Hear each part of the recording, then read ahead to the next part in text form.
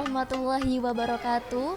Pemirsa, jumpa lagi bersama saya Ade Aprianis dalam program acara Kuliah Ramadan bersama SHB An-Namiro di Jawa Pos Radar Semeru TV. Baik pemirsa, bagaimana kabarnya di rumah? Semoga baik-baik aja ya. Puasanya bagaimana? Semoga lancar. Amin. Baik pemirsa, kali ini kita akan membahas mengenai sebuah tema tentang momentum hijrah di bulan Ramadan. Wah, tema ini tentunya sangat menarik ya, apalagi membahas soal hijrah seperti itu. Nah, pemirsa, tentunya saya sudah didampingi dengan Ustadz Rijam. Assalamualaikum Ustadz. Waalaikumsalam Mbak Adi. Ustadz, bagaimana kabarnya? Alhamdulillah. Alhamdulillah baik. Puasanya bagaimana Ustadz? Alhamdulillah lancar. Alhamdulillah lancar. Baik Ustadz, sekarang kita sedang ngomongin tentang momentum hijrah di bulan Ramadan, karena hijrah itu kan apalagi di zamannya anak-anak milenial Ustadz itu kan memang booming sekali ya.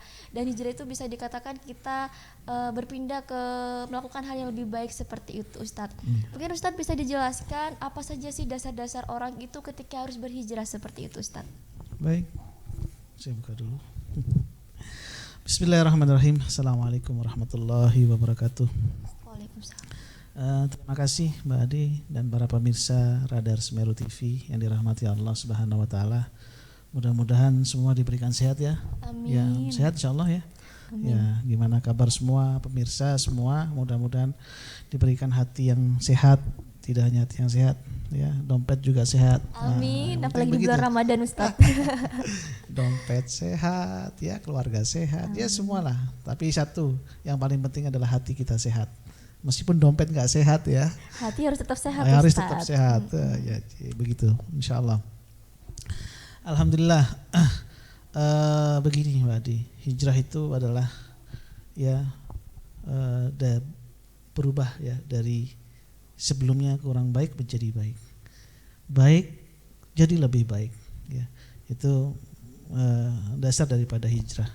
Banyak sih sekarang anak-anak milenial pengennya wah kita mau hijrah nih, ya, yang muda biasanya yang akhwat-akhwat yang perempuan mungkin sebelumnya tidak berjilbab mereka berjilbab. Masya Allah, itu satu hidayah tersendiri dari Allah.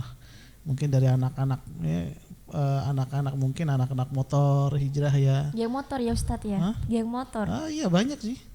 Saya pun juga banyak sih lagi bina anak-anak motor begitu ya. Jadi nggak apa-apa mereka naik motor tapi jangan lupa sholat. Minimal begitu dulu. Jangan lupa sholatnya ya. Jadi mereka setiap naik motor tapi minimal mereka tidak lupa sholat. Ya. Jadi ketika mereka minimal tidak lupa dengan sholatnya. Jadi bareng-bareng nih ngajakin sholat, ayo. Wah sudah jamnya waktu sholat kita sholat. Nah, ayo sholat minimal dengan seperti itu mereka jadi ingat Allah. Ya itu. Karena kita tidak boleh menyalahkan orang-orang yang mungkin belum berhijrah. Mungkin belum yakin dan sepenuhnya percaya kepada Allah, belum melaksanakan syariat Islam.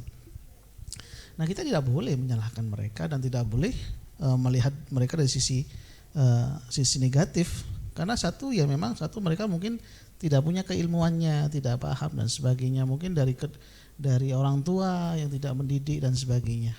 Maka momentum Ramadan adalah momentum kita berhijrah. Maksudnya bagaimana? Karena apa? Ini hadiah dari Allah yang diwajibkan kepada semua umat muslim. Jadi puasanya bareng-bareng gitu loh. Jadi ibadahnya jadi bareng-bareng, enggak sendirian. Ya, kalau yang sendirian berat. Ya. Lebih semangat ya Ustadz ya. Jadi semangat. Minimal puasa. Ya enggak apa-apa dia puasa sehari enggak puasa. Ya enggak apa-apa. Orang berhijrah itu butuh proses ya, butuh proses semuanya. Jadi dan intinya jangan takut untuk berhijrah di jalan Allah itu. Allah itu berfirman di surat An-Nisa ayat 100 itu, barang siapa berhijrah karena aku dan Rasulku kata Allah, maka aku sediakan bumi yang luas dan rezeki yang banyak. Jadi jangan khawatir orang yang berhijrah itu susah jadi jalan rezekinya, enggak. Ada yang dia bekerja lalu dia dapat hidayah ingin berjilbab, ternyata di kantor itu enggak boleh memakai hijab. Enggak apa-apa, jangan khawatir. Allah sudah sediakan rezeki yang lebih banyak dari itu. Insya Allah. Sudah lepaskan saja. Kenapa? Jangan memberati sesuatu yang urusannya dunia karena mengorbankan akhirat kita. Insya Allah begitu.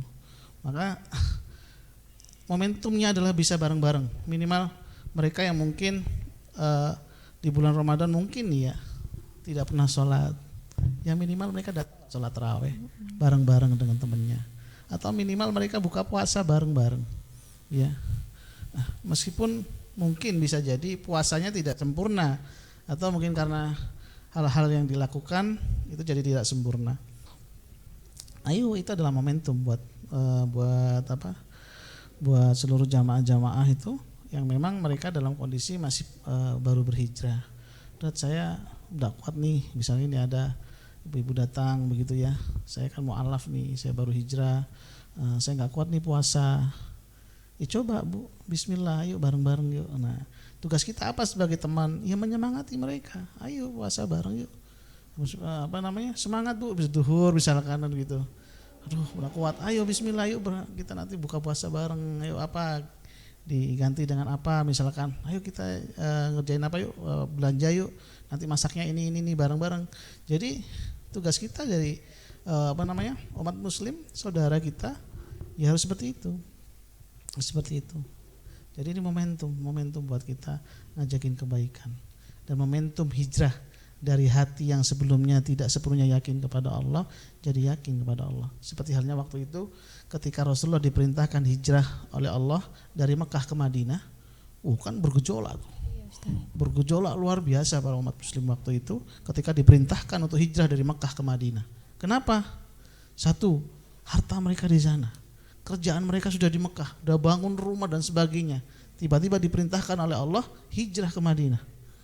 Lalu para kaum pengikut Rasulullah protes kepada Rasulullah, ya Rasulullah, gimana nih ya Rasulullah? Nah, ini pekerjaan kita udah di sini nih, bisnis kita udah di sini nih. Bagaimana kita mau hijrah? Kita nanti mau makan apa di Madinah? Kita mau kerja apa di Madinah? Nah, ini kan ada satu ayat yang menjadi asbabun nuzul daripada kejadian ini adalah Al-Ankabut ayat 69. Walladzina jahadu fina lanahdiyannahum subulana. Lalu turun ayat ini. Barang siapa hijrah karena mencari keridhaanku, kata Allah, maka lanahdiyannahum subulana, aku bukakan jalan-jalanku. Innallaha ma'al muhsinin, dan sesungguhnya aku itu bersama dengan orang-orang yang baik. Maka akhirnya ketika ayat ini disampaikan kepada para pengikut Rasulullah, ini memantapkan hati. Ternyata apa yang ditakutkan tidak terjadi di Madinah. Ternyata apa yang terjadi? Kaum Ansor yang menerima, bahagia menerima mereka. Ya, nah itu sama dengan ketika ini momentum Ramadan ini adalah jadikan ini momentum kita hijrah. Jangan khawatir, ya.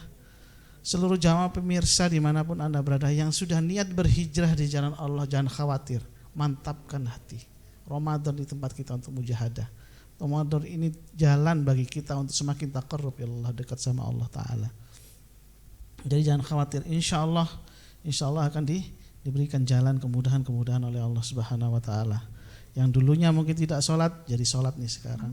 Yang dulunya nggak puasa, jadi puasa nih sekarang. Pokoknya ayo jangan ragu-ragu dan jangan khawatir. Mantapkan diri kita bahwa rezeki itu urusan Allah. Jadi kadang orang hijrah takutnya di rezeki. Iya Ustaz. Ya itu takutnya di situ. Intinya begini, kemarin aja udah dicukupi. Kemarin dicukupi nggak sama Allah? Dicukupi. Nah, kemarin aja dicukupi sama Allah. Kenapa kita bingung besok tidak dicukupi sama Allah? Itu persoalan. Iya pemirsa, jadi ketika kita berhijrah memang Allah itu tidak akan sesulit itu memberikan apa yang kita inginkan seperti itu ya Ustadz ya. Justru Allah itu akan memberikan apa yang kita butuhkan seperti itu. Nah Ustadz, kadang orang-orang juga berpikir seperti ini Ustadz, ketika saya hijrah nanti yang ada nanti saya takutnya rezeki saya seret gitu Ustadz. Seperti itu, kadang kita juga kerja makin sulit mencari pekerjaan gitu Ustadz. Yang misalnya nih yang dulunya dia belum berkerudung, apalagi dia hijrah kemudian berkerudung dan di kantor tidak diterima gitu Ustadz. Gimana Ustadz? Ya makanya itu tadi dasarnya tadi Allah menyampaikan, barang siapa hijrah karena Allah, karena aku dan Rasulku, kata Allah, maka aku sediakan bumi yang luas dan rezeki yang banyak. Jadi jangan khawatir, rezeki itu sudah jaminan Allah, yang belum jaminan itu keberkahannya. Maka Bagi teman-teman yang sudah berhijrah niatnya mungkin saya dulu tidak berjilbab, insya Allah Allah sudah jalan, rezeki itu sudah ditentukan, sudah dijamin sama Allah. Allah di Al-Isra itu di Al-An'am itu menyebutkan bahwa semua yang terjadi, daun yang jatuh itu sudah tertulis di Lauhul Mahfuz. Daun yang jatuh, satu lembar daun aja itu sudah tertulis di Lauhul Mahfuz. Dia nanti jatuh di tanah yang mana, dari angin yang berhembus dari mana, nanti itu sudah tertulis di Lauhul Mahfuz. Jadi Allah menyampaikan bahwa binatang yang melata yang bergerak pun itu sudah dijamin. Yang mereka itu badannya, maksudnya bergerak itu sambil sama dengan badannya, itu sudah dijamin sama Allah rezekinya. Maka jangan khawatir urusan rezeki. Kita ini seringkali khawatir dengan urusan rezeki. Makanya kita capek, stres. Kenapa? Karena ngurusi yang bukan urusan kita. Urusan rezeki itu urusan Allah. Tugas kita apa? Bergerak. Itu usaha ya Ustadz ya. Iya, ikhtiar, usaha, sudah bergerak saja. Yang bekerja jadi pengusaha ya pengusaha, yang jadi guru silakan jadi gurunya, jadi wartawan silakan jadi wartawan dengan sebaik-baiknya. Itulah tugas kita. Hasilnya hak Allah. Nah, kenapa kita capek tadi itu? Karena ngurusi haknya Allah. Nah, makanya capek, lelah. Saya Ustadz pengen nikah tapi nggak dapat jodohnya. Lah, urusan jodoh itu urusan Allah. Tugas kita bergerak, ikhtiar, usaha. Itu hijrah itu ada bentuk kita ikhtiar kepada Allah. Itu sebagaimana sa'i tadi saya sampaikan sebelumnya. Apa sih hikmah daripada sa'i? Kenapa sih awalnya sa'i itu terjadi? Karena si Ismail kecil, bayi Ismail itu kan menangis, meronta-ronta, kehausan. Ya, lalu apa yang dilakukan? Bunda Siti Hajar, dia berlari-lari kecil kan begitu. Ya, dari sofa ke marwah, dari sofa ke marwah. Coba perhatikan. Sofa dan marwah kalau kita lihat di TV sekarang itu enak, licin, dingin. Kalau dulu terjal, jurang, wah, tidak semudah sekarang yang dipikirkan sekarang. Tapi coba perhatikan dari sofa ke marwah 7 kali. Ya, jelas-jelas nggak ada air, ngapain kan begitu. Tapi itu menunjukkan bahwa Bunda Siti Hajar bukan sedang mencari air, tapi dia sedang mencari yang punya air. Yang punya air siapa? Allah. Bunda Siti Hajar orang cerdas. Kenapa? Nggak mungkin di sini ada air, nggak mungkin. Kalau aku pun mau berkali-kali pun nggak mungkin ada air. Percuma aku bersini. Tapi yang aku lakukan bukan untuk itu, tapi aku ingin merayu. Nah, ikhtiar kita ini sedang merayu Allah. Biar apa ridho gitu loh. Allah ridho. Saya ini sungguh-sungguh ya Allah. Apa? Ya pengen kau ridho. Anakku ini lagi kehausan. Terserah engkau airnya dari mana keluarnya. Yang penting kau ridho. Aku bersungguh. Karena saya akan bersungguh-sungguh. Dia sungguh-sungguh ikhtiar. Dari sofa marwah. Masya Allah. Perhatikan. Apakah keluar airnya di situ? Tidak. Keluarnya dari hentakan kaki Nabi Ismail alaihissalam yang letaknya berada di dekat Ka'bah. Jadi seperti itu ya Ustadz ya, ketika kita memang tidak perlu mengkhawatirkan rezeki karena rezeki memang sudah diatur oleh Allah seperti itu. Betul. Pemirsa. Baik pemirsa, jangan kemana-mana karena pada segmen kedua kita akan membahas mengenai hijrah tentunya dengan lebih luas seperti itu. Jangan kemana-mana, tetap di Kuliah Ramadan bersama SHB An-Namiro di Jawa Pos Radar Semeru TV.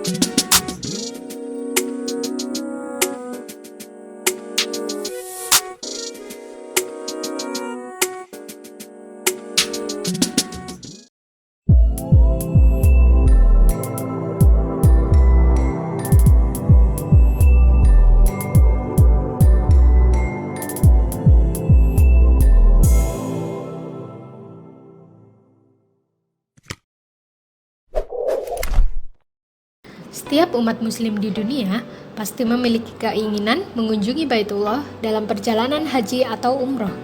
Keistimewaan bersama kami berupa keamanan legalitas, harga kompetitif, bimbingan insentif selama umroh, dengan hotel yang dekat dengan Masjid Nabawi dan Baitullah, serta pelayanan prima dari pembimbing kami yang berpengalaman.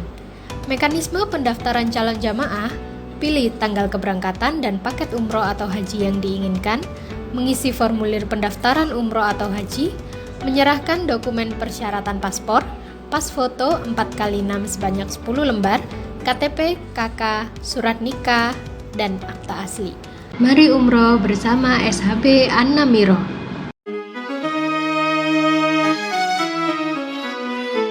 Baik pemirsa, jumpa lagi bersama saya Ade Aprianis di Kuliah Ramadan. Nah, kali ini kita masuk pada segmen kedua. Tadi kita sudah membahas tentang hijrah itu seperti apa, kemudian kita juga tidak perlu mengkhawatirkan rezeki ketika kita berhijrah seperti itu. Dan ketika kita hijrah di bulan Ramadan, tentu banyak sekali pahala yang kita dapatkan dan banyak sekali kesenangan karena kita bisa merasakan hijrah dengan bersama-sama seperti itu. Nah, pada segmen kali ini kita akan membahas tentang ini Ustadz, bagaimana sih ketika ketika ada seseorang yang hijrah gitu Ustadz, tapi hijrahnya itu hanya di bulan Ramadan saja dan setelahnya itu mereka kembali lagi. Nah, itu gimana Ustadz? Iya. Ya, ketika mereka hijrah, bukan hijrah sih sebenarnya kalau di bulan Ramadan mereka Hijrah. bukan hijrah, ikut-ikutan Oh, tuh namanya. ikut-ikutan, beda ya Ustadz ya. Insya Allah begitu. Tapi begini Mbak, Allah tuh berfirman di surat Al-Qasas tuh ayat 56, innaka la tahdi man ahbabta walakinallaha yahdi man yasha. Itu katakan Muhammad, kamu itu sebenarnya Muhammad, kamu itu tidak akan bisa merubah siapapun, apalagi orang yang kamu sayangi, itu enggak ada kemampuan kita. Makanya kalau kita ngajakin hijrah orang, ya jangan berharap orang itu berubah, tapi berharaplah Allah yang merubah. Paham ya? Jangan berharap ketika kita ngajak dia berubah karena kita, bukan. Tapi berharaplah Allah yang merubah.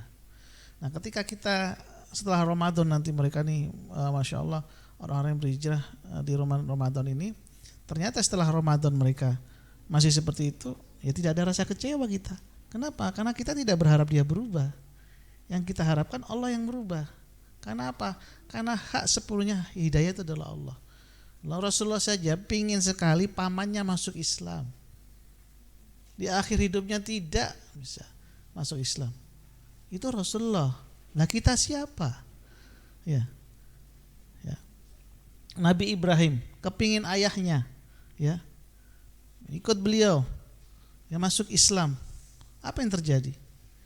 Ternyata tidak. Lah itu Nabi Ibrahim, Nabi, Rasul. Lah kita siapa?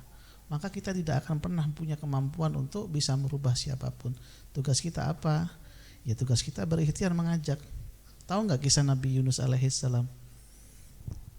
Ya, yang dimakan ikan. Nah, itu kan cerita kisahnya kan Nabi Yunus waktu itu para kaumnya itu tidak mau mengikuti ajaran Nabi Yunus alaihissalam. Akhirnya apa? Nabi Yunus marah. Akhirnya marah, dia tinggal kaumnya. Singkat cerita, akhirnya apa? Dimakan ikan, ya, dimakan ikan. Ketika dimakan ikan, bukan dimakan sih, ditelan. Kalau dimakan dikeraus habis. Ditelan ya Ustadz ya. Ditelan. Ketika ditelan, apa yang terjadi pada Nabi Yunus alaihissalam? Ya, apa yang terjadi? Ya, Nabi Yunus itu ada dalam 3 kegelapan. Gelapnya malam, ya, gelapnya lautan, dan gelapnya perut ikan. Itu sama dengan kita itu. Ketika nanti hijrah, mungkin perjalanannya akan seperti itu, ya. Wis utangnya akeh, akhirnya kecelakaan, ya, rumahnya hancur misalkan begitu. Terus pokoknya sudah jatuh ketimpa tangga begitu. Ujiannya banyak ya Ustadz ya. Begitu. Sama dengan ketika Nabi Yunus alaihissalam. Apa yang dilakukan Nabi Yunus alaihissalam ketika di dalam perut ikan? Apakah dia menusuk-nusuk perut ikan agar bisa keluar? Kan kisahnya itu ikan itu kan masuk ke dalam air sampai di dasar lautan. Misalkan Nabi Yunus alaihissalam dikeluarkan waktu itu ketika di dasar lautan, hidup nggak?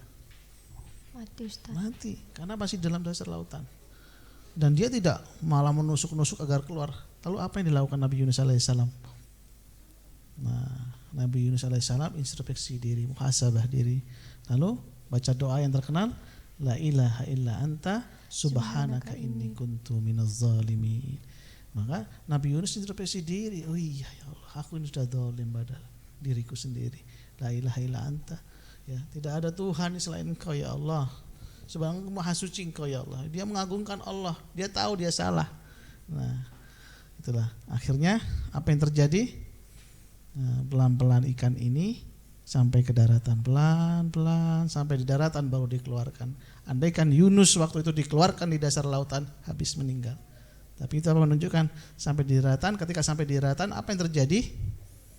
Ya, kaumnya mengikuti Yunus semua akhirnya. Datang berbondong-bondong ikut Nabi Yunus.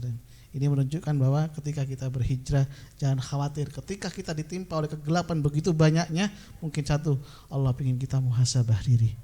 Allah ingin tahu kita ini hati kita semakin bersih dan ingin orang-orang yang berhijrah ini segera menyebut nama Allah. Nanti ketika sudah nyebut nama Allah, jangan keburu pingin ya Allah, udah selesai ya Allah, ujian saya banyak. Jangan khawatir. Kamu kalau diselesaikan ibarat ikan tadi di dasar lautan, mati kamu nanti. Kalau kamu nanti hijrahmu sekarang ini dikasih jawaban oleh Allah sekarang saat ini, mati semua nanti bisnismu misalkan. Nanti semua banyak permasalahan yang akan datang. Maka tunggu waktunya sampai nanti ikan sampai di daratan. Begitu sama ujian itu kan nanti akan sampai selesai ketika ikan itu di daratan. Insya Allah ketika sudah sampai di daratan, maka perhatikan insya Allah jalan-jalan bagi kita orang-orang yang berhijrah, jalan Allah buka oleh Allah Subhanahu wa taala. Jangan khawatir, orang berhijrah itu ditolong oleh Allah. Orang berhijrah itu ya dibantu oleh Allah.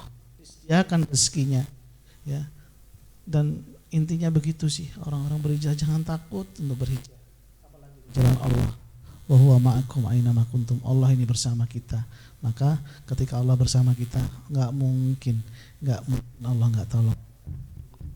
Jadi memang ketika berhijrah itu Allah selalu ada buat kita seperti itu ya Ustadz ya. Janji Allah kan begitu. Janji Allah. Saya ada 1-2 sebelum di akhir nanti ada 2 yang mau saya ajarkan kepada pemirsa semua. Ketika kita berhijrah, selalulah satu, mintalah ditemani sama Allah. Ditemani sama Allah. Kayak saya mau ke mau masuk hutan gitu ya. Masuk hutan, bagaimana caranya saya bisa selamat keluar dari hutan? Sedangkan hutan ini hutan yang lebat yang kita nggak tahu ini ada binatang buasnya atau jalannya bagaimana, kita nggak tahu. Bagaimana caranya saya biar selamat melewati hutan itu? Saya meminta ditemani pemilik hutan. Pemilik hutannya ya sama dengan ketika kita menjalani proses perjalanan ini, minta ditemani sama pemilik dunia ini. Jadi ketika sampai di pemilik hutan tadi itu, kita tanya ketika dalam perjalanan, pemilik, karena kita minta ditemani sama pemilik hutan, jangan belok kanan. Kenapa? Di situ ada harimau. Kamu belok kiri aja, belok kiri. Jalan belok kiri. Tunggu. Kamu lapar kan? Iya. Di sebelah depan sana ada makanan, ada buah-buahan. Kamu belok situ aja. Tapi kamu jangan belok kanan begitu, lurus ya. Begitulah ketika kita ditemani sama Allah. Insya Allah ketika kita merasa ditemani sama Allah, minta ditemani sama Allah, maka perjalanan kita insya Allah akan selalu diingatkan. Ditunjukkan oleh Allah, diberikan huda, petunjuk. Itu satu, minta ditemani sama Allah. Yang kedua, titipkan kepada Allah semua apa yang di luar jangkauan kita. Ditemani, minta ditemani sama Allah. Yang kedua adalah titip. Titip apa? Titip yang di luar jangkauan kita. Ya Allah, titip rezeki anak saya, titip rezeki istri saya, titip rezeki ibu saya dan sebagainya. Bismillah saya ikhtiar. Titip ya Allah segala di luar jangkauan saya ya Allah, karena Engkau yang maha kuasa atas segala sesuatu. Maka insya Allah kalau dititipi, dijagain gak sama Allah? Dijagain sama Allah pasti. Kalau kita titip sama Allah pasti dijagain. Kecuali kalau kita ini titip sama manusia kadang masih khawatir. Nah tapi kalau kita titipnya sama Allah pasti dijagain. Maka ini ketika dalam proses perjalanan hijrah, mintalah selalu ditemani dan selalu titipkan yang di luar jangkauan kita. Insya Allah mudah-mudahan perjalanan hijrah kita selalu ditolong oleh Allah Subhanahu wa taala. Wah, seperti itu pemirsa. Jadi ada banyak kebaikan dan juga ada dua hal tadi yang perlu kita ingat ketika berhijrah. Yang pertama adalah kita harus mengingat Allah seperti itu Ustadz. Ya.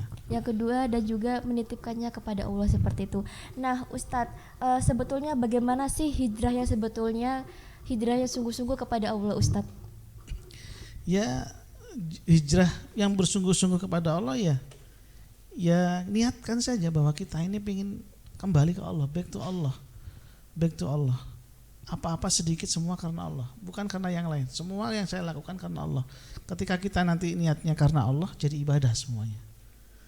Misalkan mau bekerja, bismillahi tawakkaltu 'ala Allah. Kita kan berdoa tuh. Bismillahi tawakkaltu 'ala Allah la haula wala quwata illa billah. Ya enggak? Doa enggak kayak gitu? Berdoa Ustaz. Nah, kadang tapi persoalannya ketika kita berdoa tadi itu enggak ada ruhnya. Nah, materi yang sebelumnya tentang mustajabahnya doa saya sampaikan. Ruhnya enggak ada. Kenapa? Karena kita enggak paham dengan apa yang kita baca. Apa coba artinya bismillahi tawakkaltu? Nah, kan bismillah dengan menyebut namamu ya Allah, aku berpasrah, aku serahkan semuanya kepada Engkau. La haula wala quwata illa billah. Saya enggak punya daya, enggak punya upaya. Bismillah, berangkat bekerja. Nah, ketika sudah memasrahkan kepada Allah, maka jangan bingung, jangan khawatir. Kenapa? Karena sudah memasrahkan semuanya kepada Allah. Nah, kalau sudah dipasrahkan kepada Allah kan tadi tuh sudah ada titip, ya Allah titip, pakai lagi titip ya Allah rezeki anak-anak saya. Temani saya dalam berikhtiar jadi ibadah, jadi petunjuk. Misalkan dalam mau bekerja ada urusan yang mungkin tidak benar nih, ada kok misalkan ada uang yang menitip nih uang 50, karena kita titipnya sama Allah nggak jadi, ada aja jalannya, nggak mau. Itu jadi berkah insya Allah. Itu. Jadi memang harus diniatkan karena Allah lillahi ta'ala seperti itu ya Ustadz ya. Betul. Ya, semuanya karena Allah. Kalau kita tidak melakukan apapun karena Allah, lalu karena siapa kita? Kita hidup di dunia milik Allah. Gitu. Kembali kepada Allah seperti itu Ustaz. Ya, balikan semua kepada Allah, maka hati kita akan tenang, hati kita akan bahagia. Nah, yang dicari apa coba? Hijrah itu kan simbol, hijrah itu menghasilkan ketenangan kalau kita betul-betul iya betul, insya Allah ketenangan. Kuncinya di situ. Bagaimana parameternya? Ini keyakinan itu. Nah, ini dasarnya bisa diingat teman semua pemirsa di manapun berada. Keyakinan itu berbanding lurus dengan ketenangan. Ini rumus ya. Keyakinan itu berbanding lurus dengan ketenangan. Kalau yakinmu kepada Allah berkurang, maka hidupmu tidak akan tenang. Maka kalau kamu tidak tenang, berarti yakinmu kepada Allah berkurang. Ya. Kalau hidupmu enggak tenang, hatimu gelisah, berarti yakinmu kepada Allah berkurang. Ini rumus sudah. Maka kalau gelisah, berarti enggak yakin kepada Allah. Begitu. Itulah kunci dari ketenangan hati. Ya muqallibal qulub, sabbit qulubana ala dinik. Ala bi dzikrillah tatmainnul qulub. Ya, dengan mengingat Allah maka hati dengan selalu tenang. Maka hadirkan selalu Allah dalam setiap urusan kita. Awal, tengah, akhir. Awal, tengah, akhir. Ya, Allah dulu, Allah lagi, Allah terus. Kita Yusuf Mansur begitu dulu. Allah dulu, Allah lagi, Allah terus. Insyaallah sukses dengan Allah, ya, hijrah bersama Allah, ya. Apa yang tidak bisa kita lakukan kalau Allah menghendaki? Ya, semuanya kalau sudah kita pasrahkan kepada Allah, semua jadi nikmat hidup. Insyaallah. Jadi memang kita harus selalu melibatkan Allah dalam setiap kegiatan kita ya Ustadz ya. Betul. Nah Ustadz, ini berbicara hijrah gitu kan. Kadang kan kita berhijrah suka naik turun nih Ustadz. Sekarang naik tiba-tiba besoknya sudah down lagi gitu kan. Nah mungkin Ustadz ada cara nggak sih agar kita bisa tetap istiqomah untuk melakukan hijrah itu Ustadz? Ya, satu. Ketika kita namanya hijrah itu begitu aziyadatul yazid wa yanqus, ya. Bertambah, kadang sekali menurun, sekali naik, sekali turun. Maka satu, sering-seringlah berkumpul dengan orang-orang soleh. Ya, kalau kita kumpulin sama penjual minyak wangi, kan akan ketularan wanginya. Minimal seperti itu. Datanglah ke orang-orang soleh. Sering-seringlah kumpul dengan orang-orang soleh. Yang kedua, sering-seringlah datang ke majelis. Majelis taklim ya Ustaz. Majelis taklim. Kenapa? Rasulullah menyampaikan sendiri. Barang siapa datang, ya duduk. Ya dalam rangka apa? Zikir, mengingat Allah, baca Quran, majelis taklim dan sebagainya. Satu, kata Allah, sakinah ditiupkan ke dalam hati mereka. Apa? Ketenangan. Ya, ketenangan ya. Udah ngerti, kita itu tidak paham apa yang disampaikan dalam dalam pengajian, dalam majelis, tapi karena kita niat ingin ikut majelis, insya Allah dikasihkan ketenangan. Yang kedua apa kata Allah? Rahmat Allah menyelimuti mereka. Itu Rasulullah yang menyampaikan. Yang ketiga, ya, malaikat itu mengelilingi mereka. Yang keempat, Allah menyebut-nyebut namanya di hadapan para malaikatnya. Ini hambaku, ini si fulan, dia sedang duduk di sini, sedang apa? Sedang mengingatku. Maka semua persoalannya bantu dia, tolong dia. Sampaikan kepada malaikatnya begitu. Insya Allah. Maka tadi itu datanglah kepada orang saya, seringlah datang ke majelis ilmu. Insya Allah mudah-mudahan dengan seperti itu Allah hadirkan ketenangan, ya, yang waktunya turun jadi naik lagi, kumpul lagi. Kenapa? Karena kumpul itu penting, memang silaturahmi itu penting. Silaturahmi itu penting. Jadi kan momentum majelis itu momentum silaturahmi. Akhirnya yaitu iman yang turun meningkat kembali. Ya karena bisa jadi turunnya itu karena kesibukan kita, ya. Kesibukan balik lagi ke dunia kerja lagi, turun lagi, ada masalah, turun lagi, kan gitu. Tapi ketika kita masuk ke dalam itu, ya ibarat HP ngecas lagi, ngecas lagi. Insya Allah begitu. Ya pemirsa, jadi itu dia pembahasan kita kali ini tentang momentum hijrah di bulan Ramadan. Jadi ada banyak sekali hal-hal yang perlu kita ketahui tentang berhijrah. Bahwasanya dengan berhijrah membuat kita bisa lebih tenang, lebih yakin dan lebih mengingat kepada Allah Subhanahu Wa Taala seperti itu. Nah Ustadz, mungkin ada closing statement Ustadz? Ya.